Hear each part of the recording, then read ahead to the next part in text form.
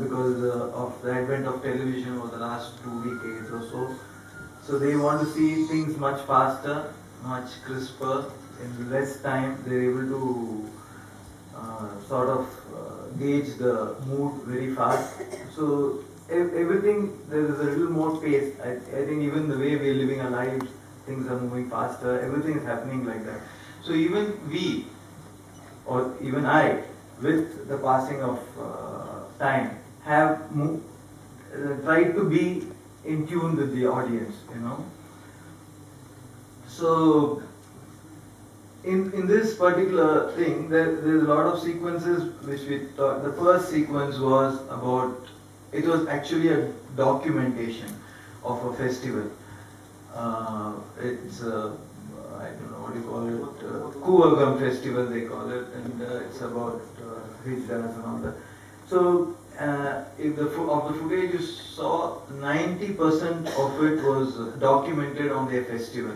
10% of it was shot separately, and then we had to match them together to create the situation, you know. So it was possible because of the equipment we had, because of coming into digital equipment. We could try out, and you know, it made our life easy.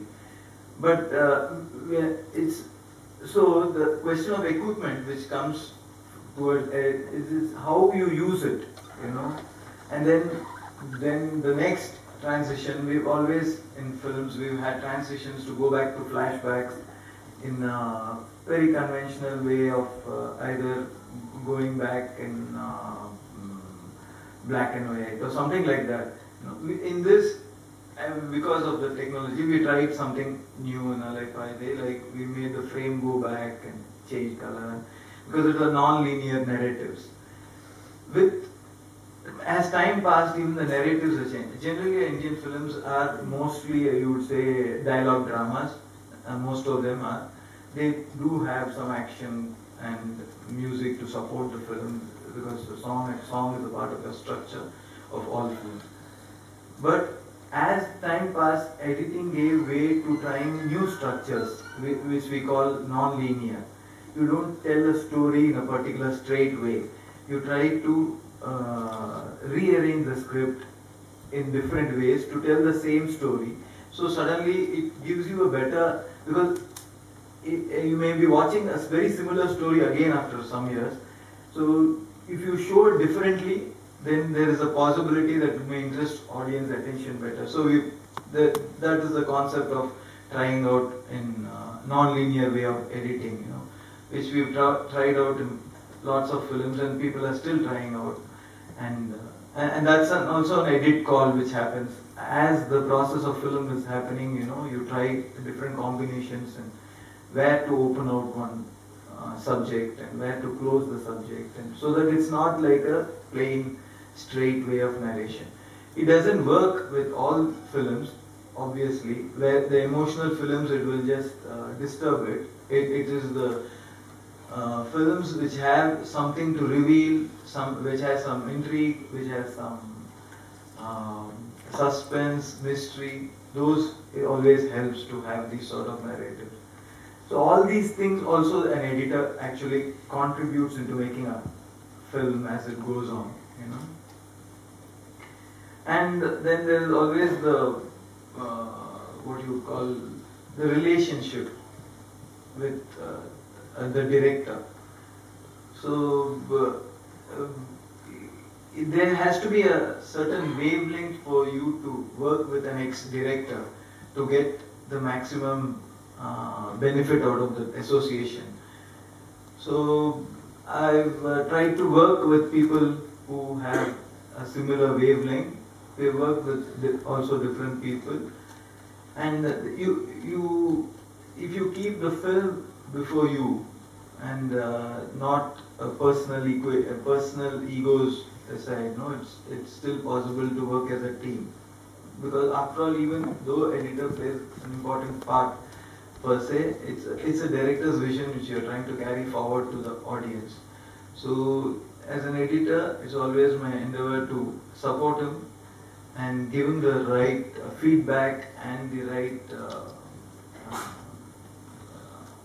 flow for the film, but keeping in mind that it's not beyond the brief of a director, you know. So there are a lot of times where you have arguments, counter-arguments and stuff like that, but you finally look at it as a experience for the audience.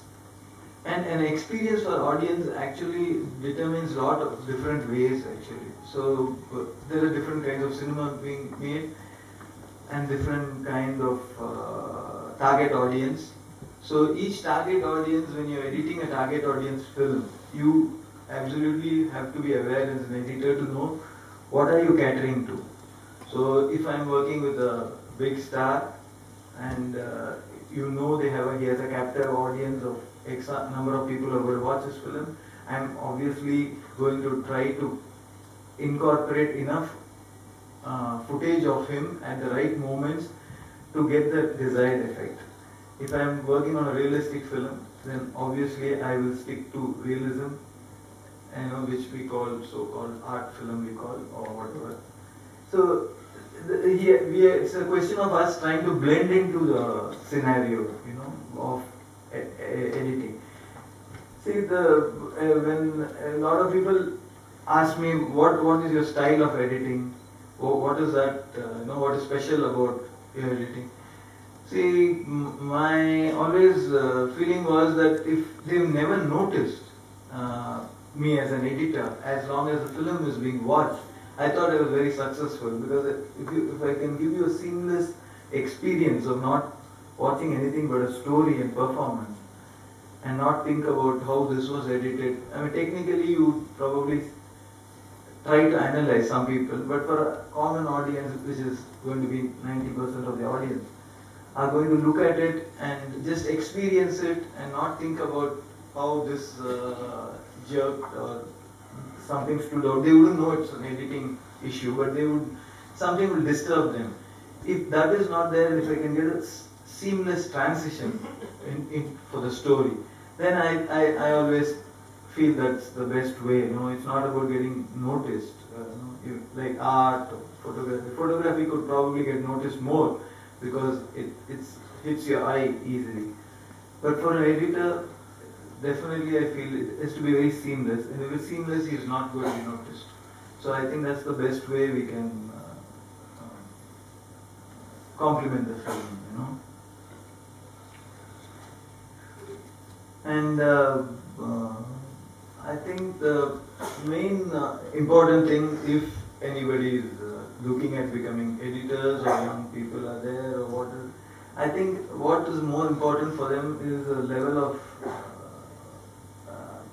patience. I think, you know, is the requirement for this sort of job we have, where you need to assimilate the information. There is so much information given to you. You have to assimilate, judge the information, feel the information. If you are working on a particular project, that's why we can call it an art also, because you have to feel the character, you have to feel how that particular character will behave at that point to maintain consistency of the performance.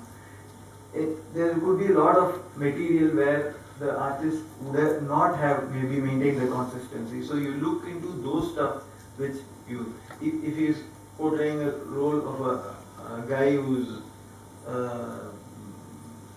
uncivilized, rowdy, it is natural that a normal guy is acting as a rowdy. He would add sometimes do it a little less, you know, or anything like that could happen while the shoot. And there's a question of lots of places where there would be, the editor has to look as an editor, look is that there will be performances, very good performances, and there will be very bad performances due to various circumstances, like he may be an ex-artist or even. So we also try to salvage that aspect of it by not showing that particular thing and showing it on others. So we sort of balance it between good performance and bad performance and try to cover it up, you know. And also another important thing is how much to show of each thing, you know, which is what the editor has to determine. I mean, a person can cry for 20 seconds and he may be able to hold your attention. Or after a point of 20 seconds you may feel repulsed by this whole act of crying, you know. So you have to know exactly, the editor has to know where exactly to call it a point, where to draw the line, you know. In how much footage can you drive home the point? Has it sunk into you? If it's a crying, how much of crying could, if it's a shouting, how much level it requires. These are the things which we constantly have to grapple with, you know. So there may be a very good performance, but you know that maybe it's a little over the top. So you say, okay, this, which is a risk-free level to keep at, so that you don't cross the line and you satisfy the audience. All these things also come into play while we are actually editing a particular sequence, you know. So in all, I would say that it's a very interactive job for us. We have to be in tune with the audience.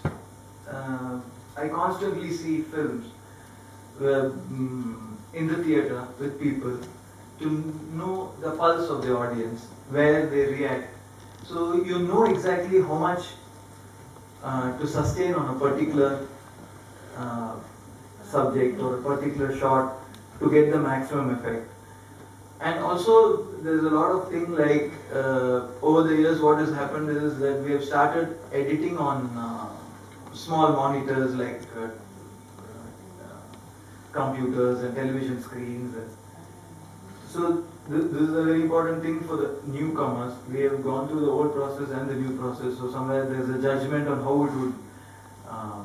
When you're editing on a small screen in a small room, what seems very clearly registerable may not be registerable on such a big screen with the audience, you know. So at lots of times you don't allow audience to enjoy, whether it's an actor, whether it's a shot, whether it's a beautiful performance, anything.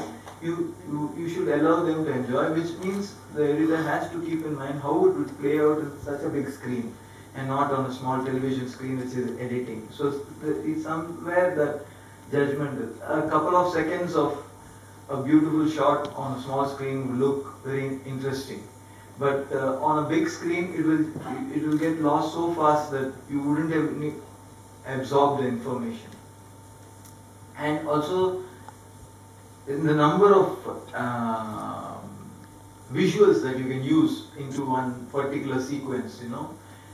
Again, the same problem is if when you're watching on a smaller television screen, we are used to watching MTV, we are used to watch lots of stuff which we can easily grasp because it's only 21 inches or 30 inches or whatever. But the same thing, if it's applied onto the big screen, you always find that it tires you easily because you're trying to grapple with so much information in such a short time. It actually makes you feel that you've seen more than actually more time than actually it took. A 3-minute thing would look like a 6-minute thing.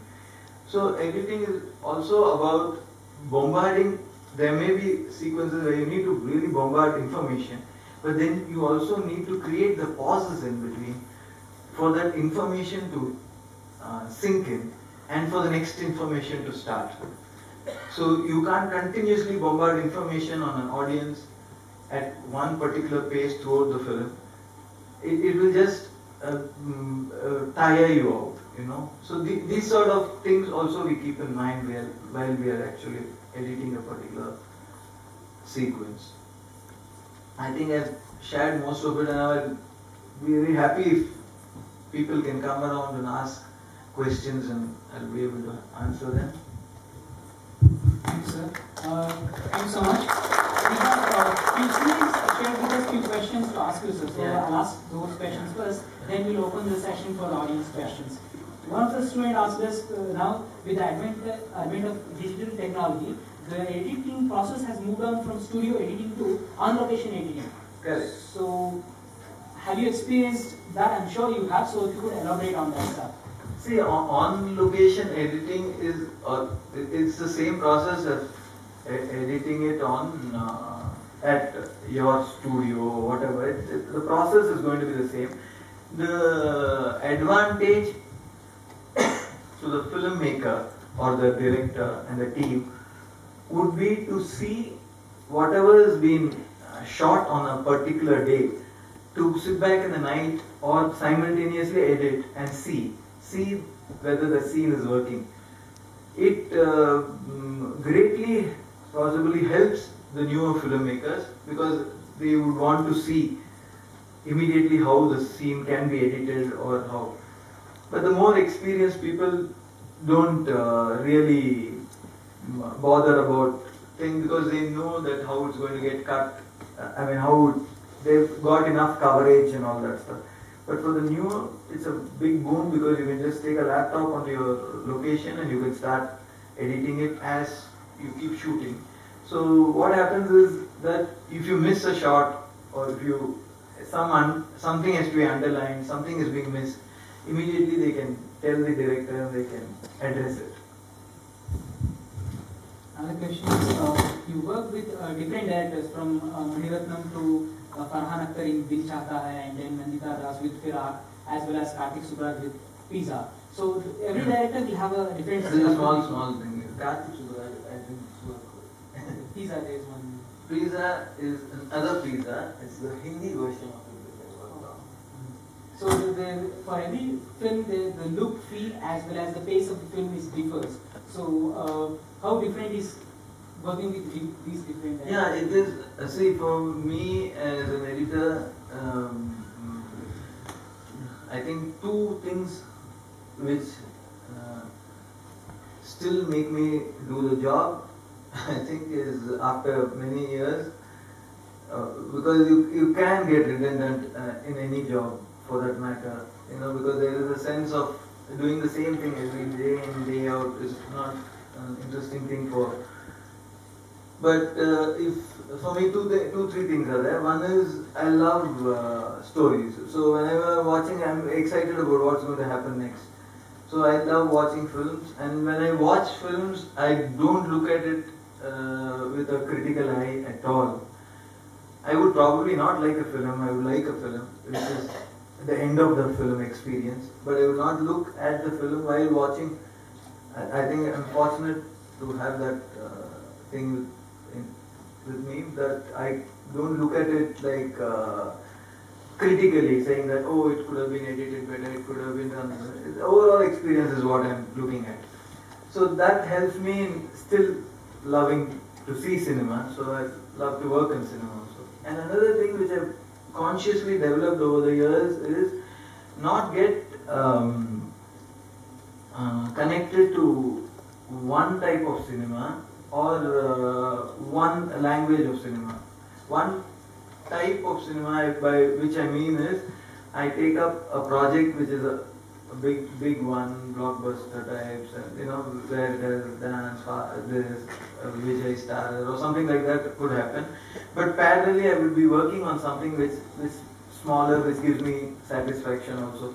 So I somehow used to balance, and this language is because from the beginning of my career, I was able to have rapport with different people, and I worked with Hindi and Assamese and Malayalam. I actually even worked in Kannada film called Savari. And so this sort of kept me slightly interesting. It made it interesting for me that what was difficult was the language. Obviously, in the initial parts was difficult to grasp. So you take the help of there's a common language which you speak to the director to understand the language. But what it did was it gave you a sense of looking at different cultures, different stories, different moods. And it was not too difficult also to work on different languages, because at the core level, India has got the same brother, sister, all these sentiments are uniformly very similar. It's not like vastly different to get psyched up about. So I think that balance which I've maintained over the years, I'm generally doing about few films a year, but it's always different languages. Right now I'm doing a Telugu film, a Tamil film, and a Hindi film. So that sort of thing has somehow kept me going. And to work with newcomers, I've always enjoyed, because there's a lot to learn. for me also, because suddenly somebody comes up with a fresh idea, exciting idea. He's very excited, which makes me excited about it also. So I'm saying, okay. Now the process is with the new director. Maybe I'll have a challenge is that I'll have to guide him to get the best output out in terms of technicalities and this. But the idea is going to be fresh. When the idea is fresh, it excites you. It excites me as it is exciting him. So I tend to work with a lot of new. It also helps me evolve as a filmmaker, film person. With regards to the editing softwares, there is Apple Mac HCP as well as this Adobe Premiere Pro. And there are other softwares as well. Which one is more user friendly and which one do you use? I use a software called Avid Media Composer, which is it was one of the first ones which had come in. I think it was more because of that I have a relationship with these people, and I've always used since '95. I was one of the first people who got into this. I have an interesting incident which happened actually in '95 when this equipment came. There are a couple of people who had bought before me. One was Kamal Hassan. He had made a film on the same equipment. He started work on it, and then Maniratnam bought it, of course. Then I worked on a documentary for a friend of mine, a very interesting documentary about some teachers of Tondamatur, where the children teach the old people every day in the evening after the school. So we were working, so I thought because of a documentary and the amount of footage it has, I thought we'll go to a non-linear edit suite. This first time it has come. It was called Avid. So we went there and we started working on it. But at that time, because it was only 4 or 5 pieces of equipment in the city, they would not allow you to actually work on it. You have to sit at the back and tell them what to do, and there will be an operator who will work on it. So I and my friend is a filmmaker from Delhi, we were sitting and working, and I found it so frustrating because when I tell him to stop here, he's stopping after 1 second, or it was a very hugely frustrating thing. But I knew the possibilities of working on that was immense and very exciting, because you can do things so fast, and especially for documentaries, pull out something from back, pull out some, you can try different things and all. So after that, I decided that I would buy myself and learn and then start using. And I bought, installed. This is very expensive at that point for me. And the funny thing was that after I did this, for about 4-5 years, maybe 3 to 4 years, nobody was willing to edit films on Avid. So I was having an equipment, I was having a office setup, but I was going out and working on the old way of film, on film only, because nobody wanted to take a risk on a new technology. So it went on for about 3 years, where we were doing some video serials and whatever, promos and stuff like that, and then slowly they came back. Once they came back, then everybody's changed, and even the sound system working, the sound studios changed to video. Now then the theaters changed, and now the whole filmmaking has changed to digital. A film is being, there is one famous quote saying that a film should be edited when it's being written. So since you've been in this industry for more than 3 decades, does that apply in this industry more often, or does that happen really? Most of the film does it happen on the editing table? I think it's a good concept. It's definitely a good concept, and I'm lucky enough after so many years in the industry to get that part of it, in the sense that I'm working from the inception of the script for my films. So contribution of the editor on the script will happen at that stage itself. But I still find that it's not 100% foolproof method still, because even saves a lot of headache later in terms of length and in terms of, but there are so many variables during the process of filmmaking which are not controllable. It's at least in India. I mean, you can't control weather, you can't control actors, you can't control permissions. Anything can go wrong. So all these things add up to certain things, which have to be anyway rectified. And like I told you that when you read a script, you almost feel it's very perfect. I mean, it's perfect to 90% maybe sometimes if you properly do it at home. But when you actually see it on screen, there are things, which fall into the mind and things like that where you feel it's elongated and the whole process of editing itself, how it happens for us is at two levels. First is the sequences are short. Each sequence is short. I mean, most of you would probably know, or for people who don't know. A particular scene, if I'm talking and you're hearing, there's a shot covered in 3-4 different angles, and it's given as suppose it's mentioned as sequence number 1. We edit that. Like that, each sequence of the film, according to the script, we edit separately, because as the shooting is going on, or it may happen in Hafazad Mana, anyway it may happen. So we shoot everything and it's edited separately. Then what happens, everything is put together as a story, which is the second stage. Is then when you realize, first is to get the best mileage out of this footage for this particular sequence. Next is when it's put together is when your story form actually appears to you on the screen. It may be on television, wherever you're watching on your editing room. And then you realize a lot of things. That's where this thing comes in, that there is a little bit of rewrite on the screenplay. There will be changes to get because of the repetition. A certain thing which you may have on paper, you want to tell it 3 times to make sure that people understand that it is. But when you see it on screen, within 1 time you understand that it's very clear. You don't have to say the second time and third time. These you'll realize it. So it's a process. The process goes on. There's never been a film which I'm entirely satisfied and it's released, You see, if I see after 5 years, I'm saying, oh God, they could have maybe done this or done that. It's something, so it's a process. It's a creative process. Creative process can never be fulfilled. Last question of the filmmaking students, then we'll open the session for the audience. Some of your colleagues like Rajkumar Hirani, who was a famous editor, then moved on to film direction. So, do you have any plans of I do nurture ambition to direct my own film, but the thing was that I've been working with so many people and so much of contacts and work on a continuous basis. There's not been enough time to actually take a break for this purpose.